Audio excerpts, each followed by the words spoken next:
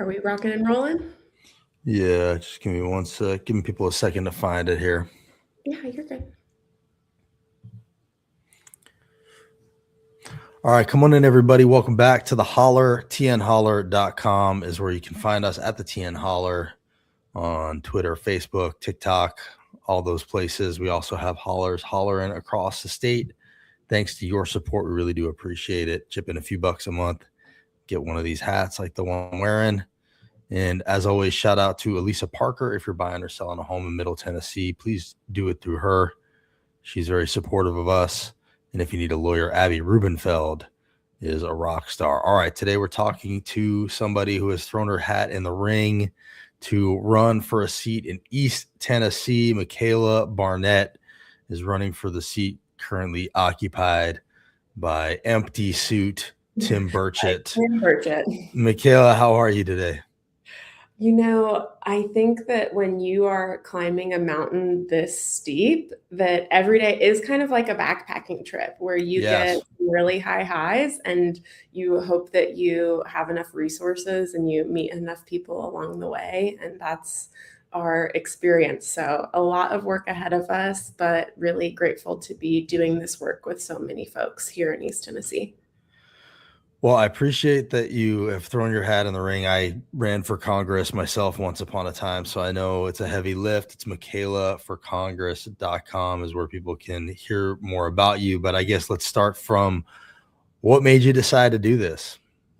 So I was working in Congress last year, actually. I was a science policy fellow. I went up there as a PhD in civil engineering through a program that gets scientists into federal policy making so they can benefit from our expertise. And we know how the federal government works or doesn't work, as the case may be, for whatever you come back.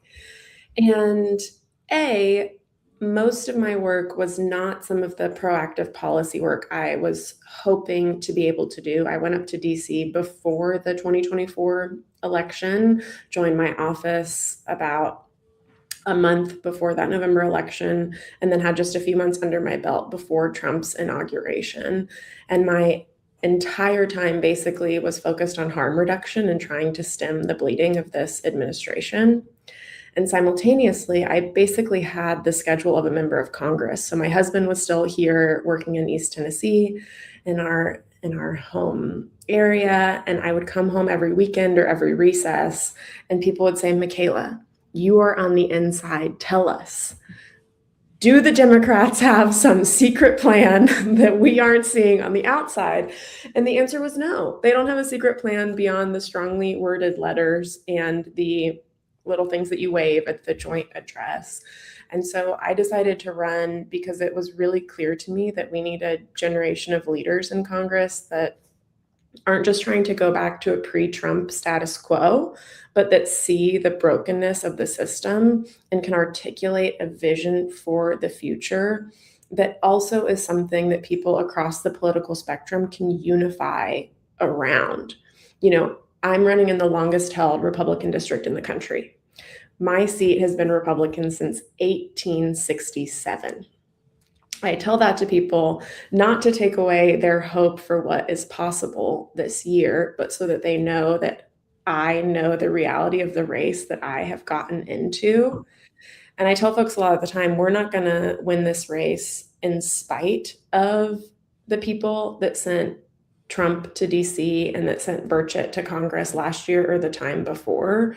We're going to do it by building a big enough coalition for all of the people that resonated with their message of there are a whole bunch of elites in DC there for their own interest and not you, but that are waking up to the fact that Burchett and Trump are part of that corrupt elite that's milking the American people for everything we've got. Burchett's sort of a unique problem in that, with Ogles, it's like really in your face that he's just a hateful jerk. Yeah. But Burchett's got this kind of like, aw shucks, dad gummit, ho hum, I'm everybody's buddy kind of vibe going on, even though Carefully he's just as curated damaging as, persona. sorry? I said a carefully curated persona, right? Right. This guy grew up in West Hills, which, if anyone's familiar with Knoxville, it's like one of our richer suburbs. And then he puts on a Carhartt and pretends to be a down home farm boy who's up there fighting the system when he's been a politician since I was 2 years old. Right? Like, you don't Right. get more establishment than Tim Burchett, despite his Carhartt and aw shucks, good old boy persona. Right. And I think people don't really get that. And like he even, makes a point of trying to my friend AOC, my friend, Alex, like he like tries to act like, he's buddies with everybody. Meanwhile, he votes just like all the rest. He's a liar. He actually, I mean, I saved this because this one really pissed me off. He defamed this guy, accused him of basically being a shooter and an illegal alien, got sued for it. And he seems to have gotten away with that. But I think it just shows, how fast and loose he plays with the truth. He destroyed And that. He destroyed that man's life. yeah, I mean, he like, had people going after this guy. He also, he claims to be, fighting against abuse and, fighting for women. Meanwhile, he was somebody who sort of was on the, hey, let's see the Epstein files page until Trump called him into the principal's office, and then suddenly he was against it completely. So, how do you get the message out there to people in the district that, Burchett isn't what he seems to be? It's hard. So you can kind of divide the district, of course, into a few different groups. You have people that the only thing they need to know about me is that I'm running against Tim Burchett, right? And they are like, I would vote for literally a paper bag over him. We have your support. We have your back 100%. And then you have all these other people that they start engaging with the things I'm putting out online, talking about the systemic corruption and how Burchett is enabling this. And they say, Tim Burchett is one of the few good ones that we have. Someone actually recently posted, "You're the establishment, not him," which I just thought was so funny as a first time candidate, small business owner, community organizer. I'm the establishment. And then they said, and you won't debate him. And that is just, it is a cognitive dissonance at a level that this is a man who does not show up to in-person events in Knox County because he is afraid of his constituents. He hasn't held an in-person town hall since I think his first year in Congress. He holds these tele-town halls where you have to do all the pre-screening. Those don't count. Bullshit questions to get in. They don't count because you're not actually being accessible. But I think that there are a group of people who, maybe have been Republicans their whole life, who no longer feel like they have a home in the Republican Party, and they see Tim for what he is, which is a grifter who cares more about being on TV than he does about public service. And they look at his record, right? Which is that this is someone who has never carried a piece of legislation in his 7 years in Congress. He is not effective at bringing money back home to the district. My team ran the numbers recently, actually. And when Tim Burchett co-sponsors a bill, that bill is 35% less likely to pass because he only gets on these really extreme bills. He doesn't do good bipartisan work despite his feigned chummy friendship with AOC. All he cares about are aliens, it seems like.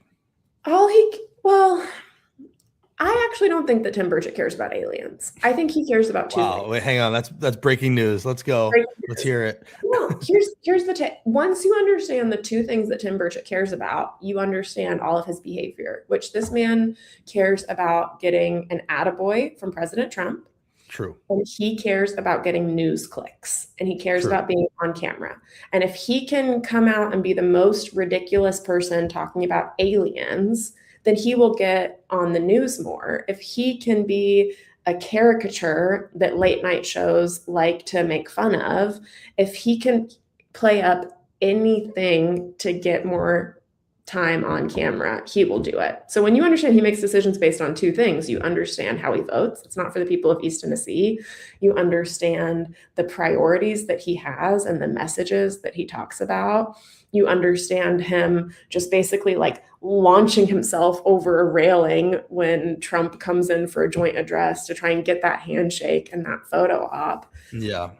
And I would say that it's embarrassing, but my biggest issue with Burchett is not that he embarrasses us. It is that he does literally nothing for East Tennessee.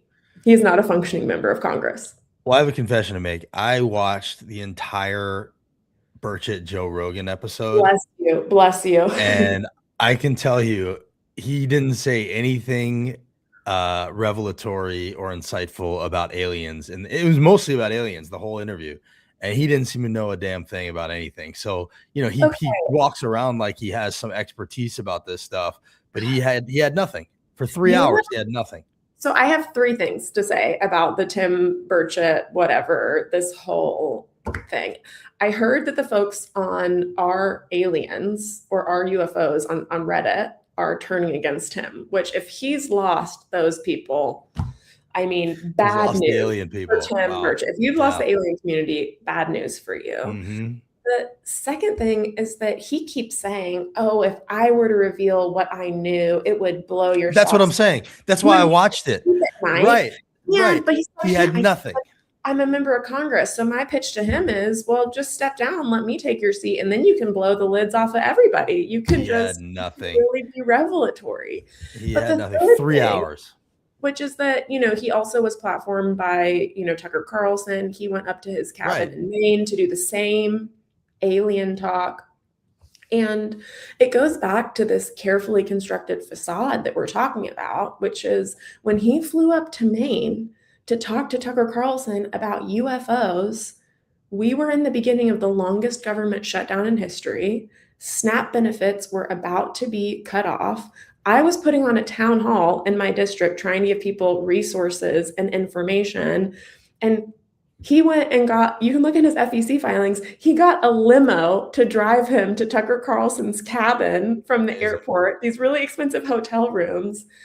And he shows up to this hunting cabin in his Carhartt. And you just have to imagine that he's just laughing at everyone that he's fooling with this whole image that he puts on of being a, good old down home country boy from East Tennessee. Yeah, I've confronted him in person a couple of times. He doesn't seem like the sharpest tool in the shed. He attacked my mother when I confronted him about the defamation thing, and he just doesn't have a lot going on upstairs. So I agree with you completely. But speaking of, him taking limos and being out of touch, we are in a situation now where prices are up, costs or people are hurting. I guess I'm wondering, as you travel the district, like how aware are people of the pain that they're feeling at the pump, their pain that they're feeling at the grocery store, and who to blame for it? Because I just saw this today. This is a billboard that's up. People are trying to drive home what's going on and who to blame. How aware do you think East Tennesseans are about who to blame for high prices right now? It's a spectrum.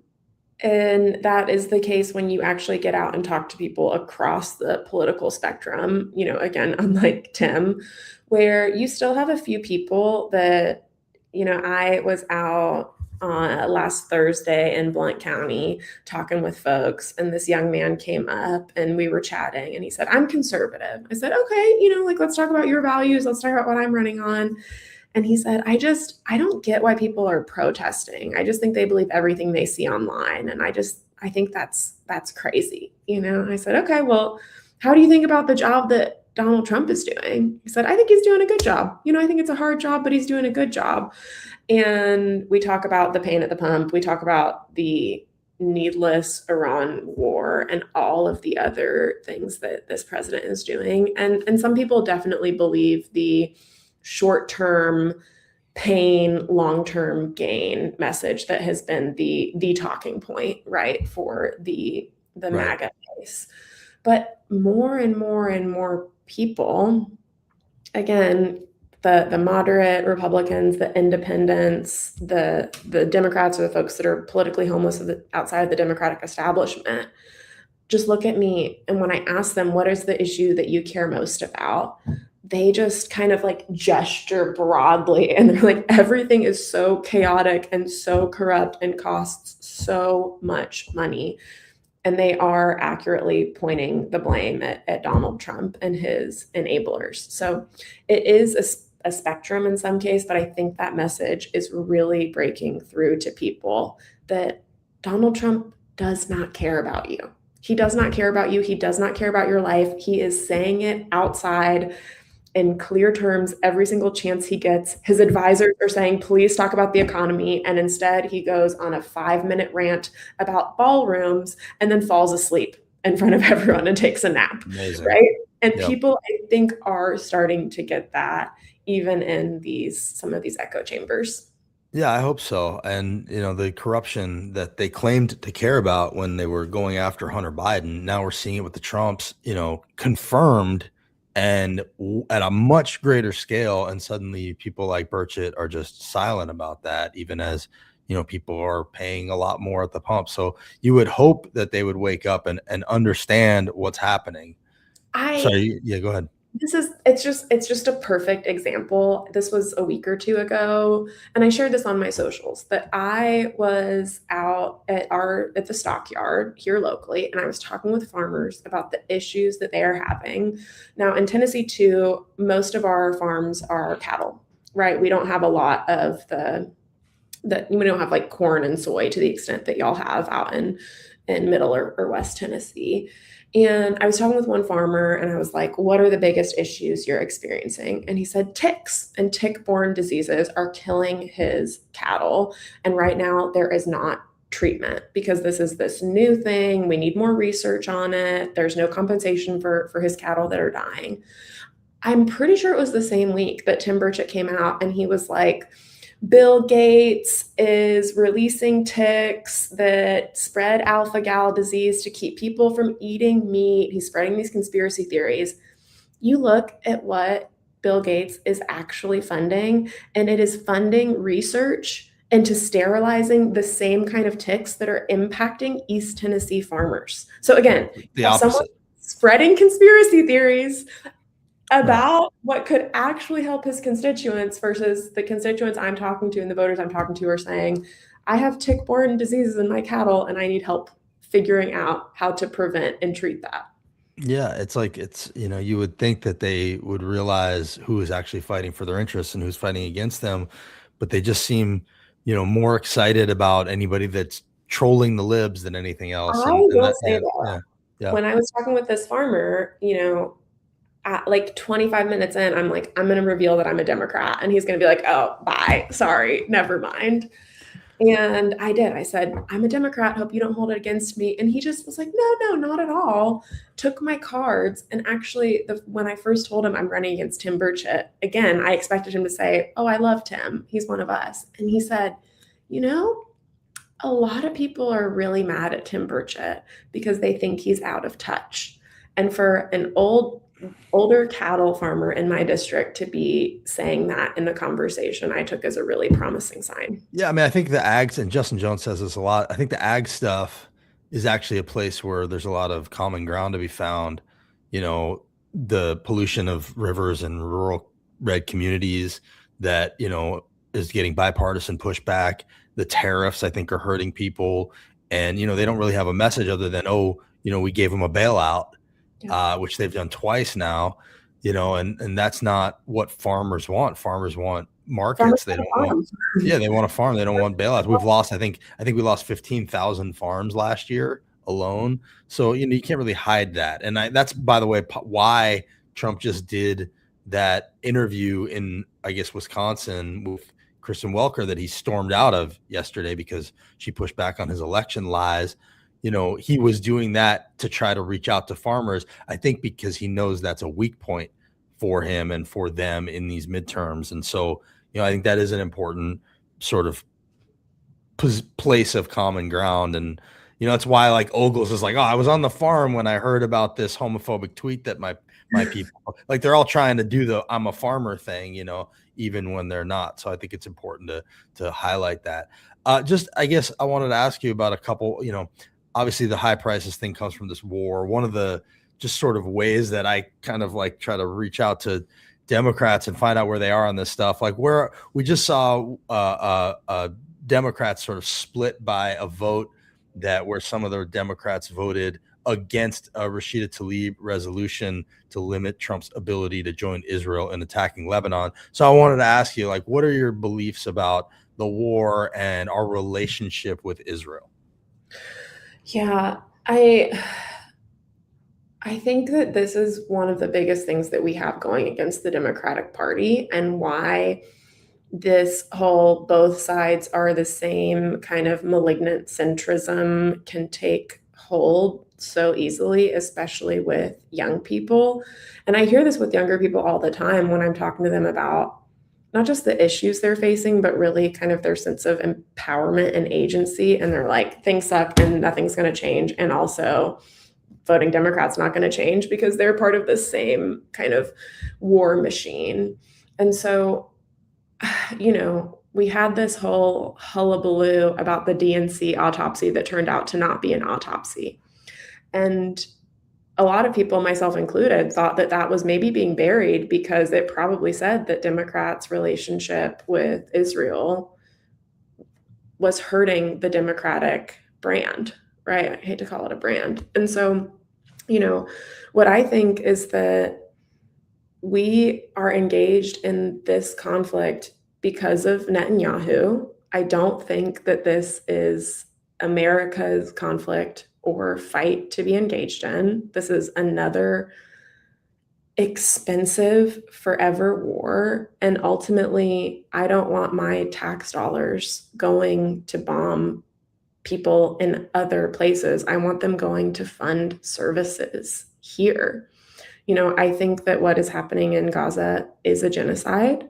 And that we say that as a question of opinion, right? This is not really an opinion. You look at all leading scholars on genocide and they are calling it what it is. And I think it's shameful that a lot of our tax dollars are going to enable that. And we're seeing that in our eyes.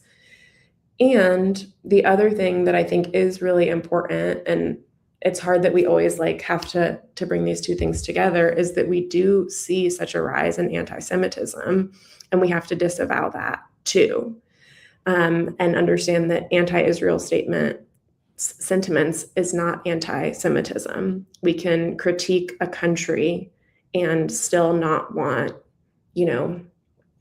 any sort of violence or prosecution of a specific group. So I think, what I want for our country is the same thing that I want for Israel, which is for them to be able to have no leader above the law. And if we look at what this war is on our soil, it's a distraction against the Epstein files and everything else. And I think in Israel, they have an election coming up too, and Netanyahu is unpopular with a lot of people that don't like his handling of things either.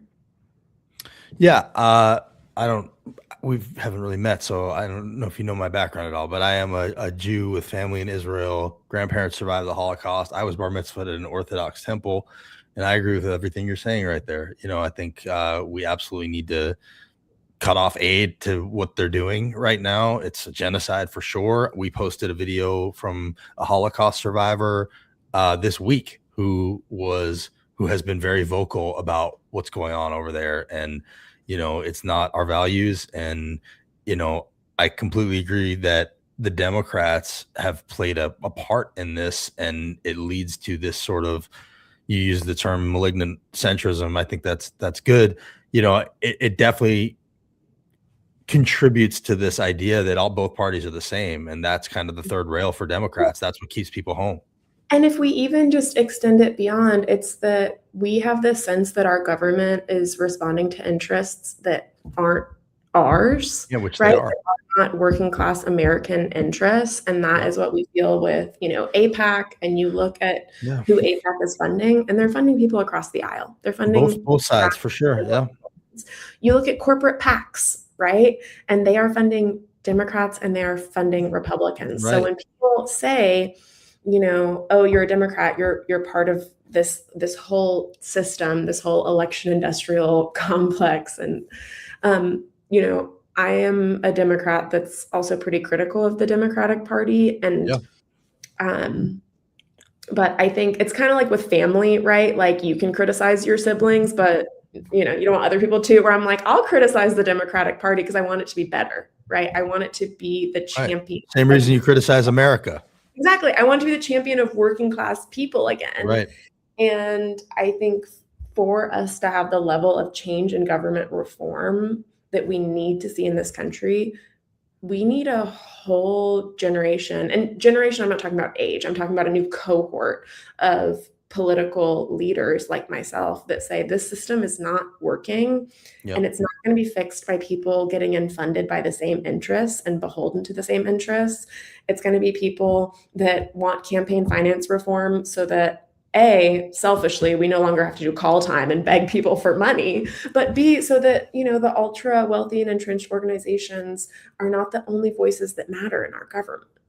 Yeah, I think if you look at what the theme is for who has won every election, it's who's the change candidate, right? And Kamala was not seen as the change candidate. She was Yeah. seen as, the status quo candidate, and Trump somehow was seen as the change candidate, even though he had been president for most of this stuff. Because what he does a lot of the time is he will point to the right problems. It's just his fixes always make the problems worse. So, Yes. but if he's the only one who's diagnosing the problem, for people out there who are going, well, he's the one telling me it's a problem, someone else is telling me it's not that big of a problem, I believe him. And then pretty Willing to quickly, speak about it in yeah, ways people connect to and right. understand instead of just having this corporate And that's the consultant scam, right? That's his over it. scam. Yeah. Right, exactly. So I appreciate that you're willing to call it a genocide, talk about our relationship with Israel. I'm hearing you kind of say that you think that, we need to really look at and maybe stop aiding Israel, sending weapons to them, which, to me, that's like kind of the delineation for Democratic candidates right now, is people willing to say that and people who are not. And, I'm with you on that. There are candidates that are running in Tennessee that I think have not been willing to say that. So I appreciate that. Just about your background, like, what do you want people to know about, who you are and like why you'd make a good congressperson? Yeah. So the first thing that usually connects with folks, especially older folks who are like, wait, how old are you? And I'm like, I'm 33. I'm plenty old enough and still young enough to be fresh, is that I worked in Congress, right? I covered 8 different policy portfolio issue areas. I know how the system works, how it doesn't work. And I've got a lot of ideas for how we could make it better and how we can practice, again, coalitional politics, where I'm already working with a lot of candidates for how we can deliver on things when we get to Congress. We know that not all of us are going to get there, but we're going to need a voting bloc to be able to go up against leadership and entrenched interests, right? The other thing that I want people to know is that, I do have scientific bona fides. I am technically Dr. Michaela Barnett, but Okay. I don't often lead with that because it feels alienating and distancing. I'm just Michaela. But I have a PhD in civil engineering, and I did that while starting my small business here in Knoxville, Tennessee. So I'm someone who knows what it's like to be running payroll and checking your business bank account to make sure that you can cover it. I'm also someone who knows what it's been like to be hurt by this president's trade war, even someone who is trying to do things the right way and source and sell American made products. And I am the best chance we've had in a generation at flipping the longest held seat in the country and unseating Tim Burchett. And that's really the takeaway I want people to come away with, which is that as of this week, we have over 800 volunteers signed up for my campaign. We are holding packed events across the district. We've raised over $300,000, which for a grassroots campaign is phenomenal. We need to raise a lot more than that, honestly, to compete against Tim Burchett. But I heard a rumor that Tim Burchett is doing polling and that it doesn't show us that far behind, which is, again, crazy if you think about the realities of this district and that he usually wins by almost 30 points. But I think a lot of folks that You're previously just to ask, your district is not affected by the gerrymandering, the recent gerrymandering, right? No, no, Tennessee 1 and Tennessee 2 were the only 2 that were left untouched. So everyone else that's districts have been impacted, they've been redrawn to have numbers similar to mine. Gotcha. Okay. And just while I have you here, there's one issue that I think is on top of mind for a lot of people here in Nashville. The data centers and AI. We've seen The data center in Memphis, obviously, XAI, Elon Musk has been a problem. And then now Nashville is dealing with a similar thing. The zoo is currently facing a data center on the edge of the parking lot. Thursday, June 11th at 4 p.m., people have a chance to show up and speak up about the zoo. The zoo itself has been speaking up. We've seen people on overpasses saying no data center by the zoo. So what are your basic feelings about data centers and AI Great in general? question. I've spent the last 2 weeks talking to a lot of my former colleagues that are AI and data center experts, because I think right now what we're seeing, right, is just we are seeing this very reactionary no new data centers. That's like a very easy, pithy statement. And I think it is mostly right. Like that mostly captures my sentiment. But as I said, I'm a scientist, right? I'm a civil Yeah. engineer. I was like, I need to have a better framework for how we understand benefits versus harms and how we understand, kind of globalized benefits versus localized harms. The TLDR here is that anything that I would propose around data centers would probably essentially regulate them out of existence. I cannot imagine that any data center looking at what it would need to clear my threshold would say, yeah, I want to build in Tennessee too. Again, though, this will be a state and local regulatory issue. I have a lot of thoughts on a AI regulatory framework at the federal level that we're finalizing and developing. But essentially, for any data center to be worth it to a community, they need to be water and energy positive, right? Meaning that they are actually bringing more energy and water capacity Has in that the happened? I haven't seen anybody do that. Is that a thing? That's why I said. Yeah. That's why I said. Basically, Yeah. the takeaway you can say is, okay, Michaela's no new data centers, Right. but these are the richest companies ever. And so if they want access to our land, they would basically need, from my perspective, they would need to pay to completely upgrade the energy grid, a commitment to not increase anyone's utility prices. When I say water positive, that means increasing efficiencies for irrigation systems and water systems in the community so that their water needs aren't displacing. You need to have a long-term jobs guarantee that's not just short-term construction guarantees. Yeah.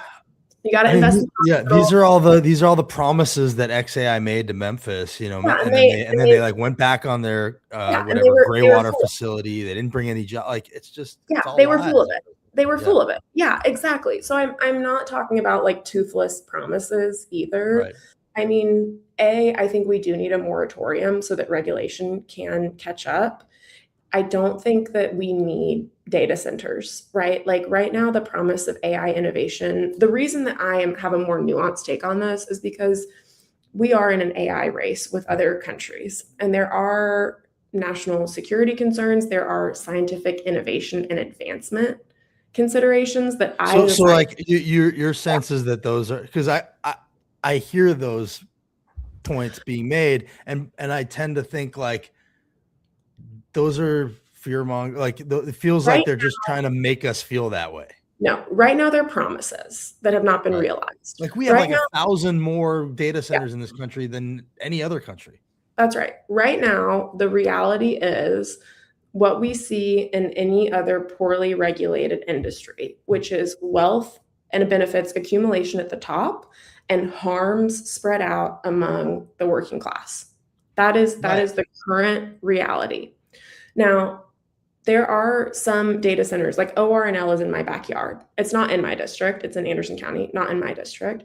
But small scale data centers with clean power sources that are explicitly being used for scientific advancement and not so that, you know, Google can take all of our data and just generate Right. Like whatever that's the other thing. bullshit. What are they doing? What are they What is a data center? I still don't even understand that. Anyway, go again, ahead. so all of those things, no. But I think that right now, we have like generative AI being used to make no new data centers posters without people getting the irony of that.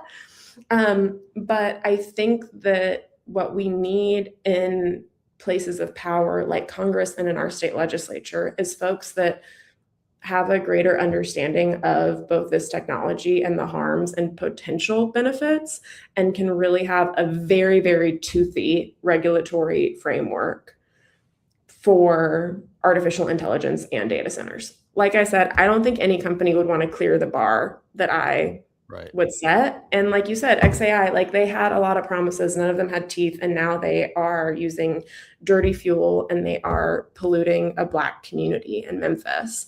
Yeah, And that is a and when lesson we that have to came learn. in, I mean, I watched the whole thing happen. Like they steamrolled everybody. It happened really quick. The chamber Yep, was behind them. The yep, council, I think there was only one opposition vote on the council, and it's not Republicans. Like that's yep. Democrats too, Like it just seems like they get their talons. Same with the tunnel. Like they just get their talons into people and Well, nobody stops it. Yeah. they promise you a lot of benefits that Jobs and you, yeah. well, and again, Tax with money. like, Yeah. so my background is in civil engineering and sustainability science, right? Yeah. Like I am concerned about the environmental footprint of data centers. The thing that I am most concerned about with artificial intelligence is jobs displacement, right? Like Yeah. conservative estimates are that AI is going to displace up to 30% of jobs in the next like 5 years. And so if we are going to have any sort of this technology in our country as a leader, where you see, like, in some cases, this is a bubble that a lot of think is going to pop, Yeah. they need to be regulated to ensure that they are providing as many jobs as they are displacing. Because AI agents, right, like they're not going to pay taxes, they're not going to help people. A lot of them are trained on Yeah. really bad, dirty data that's racist and sexist and all of Right. these things. Mecha I have Hitler. Yeah. the takeaway does not need to be that Michaela is an AI or data center No, I apologist, don't feel like you're saying that. but that I am a scientist who takes time to research the evidence and state of the art so that I'm best prepared as a policymaker Yeah.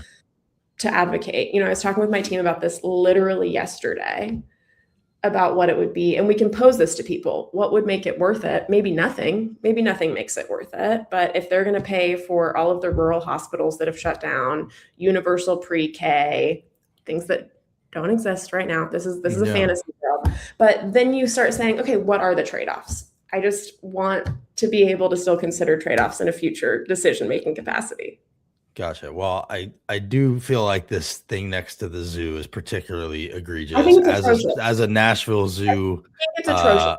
member and someone who believes. First of all, the Nashville Zoo is awesome, and like the idea that because the animals can't advocate for themselves, and like we know these things make noise. We know If these you live things. next to a data center, the light pollution, the noise pollution, the Right. environmental impact Right. that again, they're not meeting the standards that they promise. All of these things are just words, not reality. Oh, it's egregious.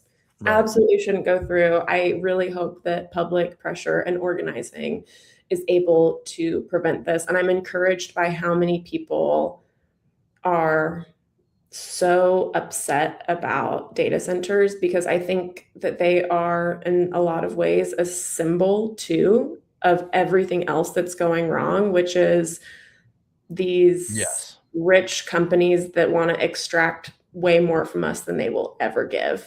And we're all so tired of that status quo.